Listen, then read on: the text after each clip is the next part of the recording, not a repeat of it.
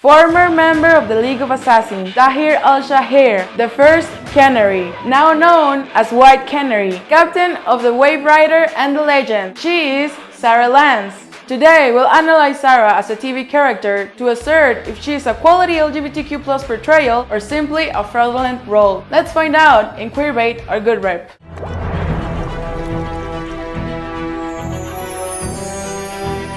Hey, my name is Jem. To analyze Sara Lance, we're gonna be using the Vito Russo test that sets some point for good LGBTQ plus representation. And because 2016 happened, I added a bonus point to it, because LGBTQ plus fans deserve better. Now the goal here is not to simply discourage everyone about their favorite characters, but to bring awareness to writers, producers, and creators, since I'm one of them, on how important it is for us, the LGBTQ plus fans, to have good representation and how easy it can be.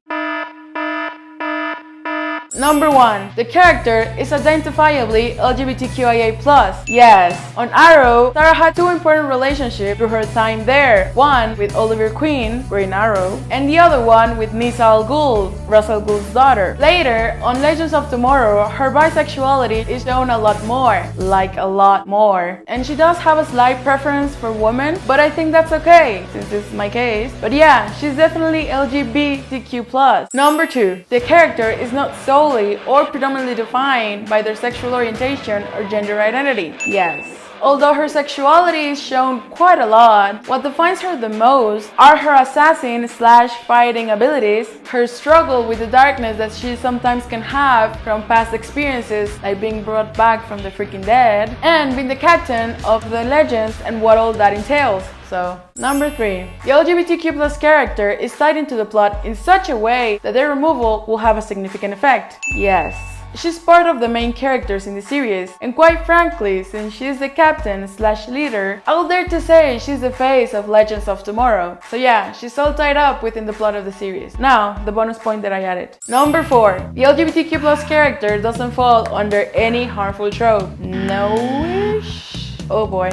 This one was quite hard to discern, mainly because she's been around 2 different shows and several seasons, and she does kind of, sort of, fall under some harmful tropes. By erasure. They know, we know, she knows, everyone knows. It is shown quite extensively in the show, but for some reason, no one can never quite say the word bisexual in the show. It is an issue, since most of the bi representation in media almost never uses the word bisexual at all. It's quite infuriating, but most importantly, it's invisibilizing. Bi equal promiscuous. I'm hesitant with this one, because even if she flirts and hooks up a lot, I believe that's just because she's a free spirit and is single when she does it, and in charge of her sexual needs. But I do understand some people can take it that way, especially since it's a big stigma for the bi community. Bury your gays.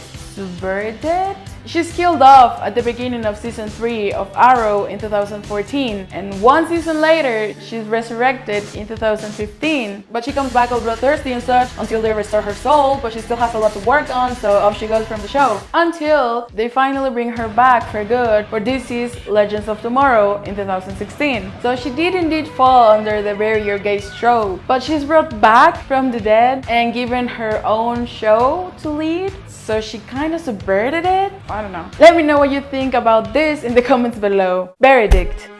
It could have been better, but it's decent and as good as it can get for the first bi-lead role in the DC TV world. And she is improving as the seasons go by, so we can always hope her score can get better and the writers can get rid of the harmful tropes. Easy fix.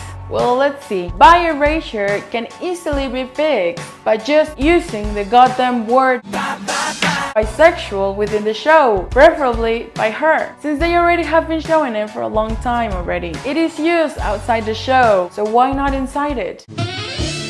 And the other 2 tropes, like I said, bi equals promiscuous, isn't quite there for her, in my opinion. But I can see it's already been fixed by Avalanche, Sara and Ava Sharp ship name. Or at least they are setting that up, since their relationship has been developing for the whole lot of season 3 of Legends of Tomorrow. And well, Bury Your Gays was successfully fixed by bringing her back from the underworld and giving her her own show. But I still wish they hadn't made her fall under that specific specific one on Arrow. If you like this video, hit the thumbs up, share it with your fandom friends, please consider subscribing and becoming a Patreon so I can keep doing this type of analysis. Let me know what you think in the comments below, leave your very own fixes for the tropes that Sara fell under, or just tell me what you think about her. So maybe some writer or producer who was thinking of lazily writing a bi character without using the word bisexual, or making them promiscuous out of nowhere, can understand why it matters to have verbally confirmed and good LGBTQ+ representation, and can come up with much better plots for them, and better yet, stop making them fall under harmful tropes.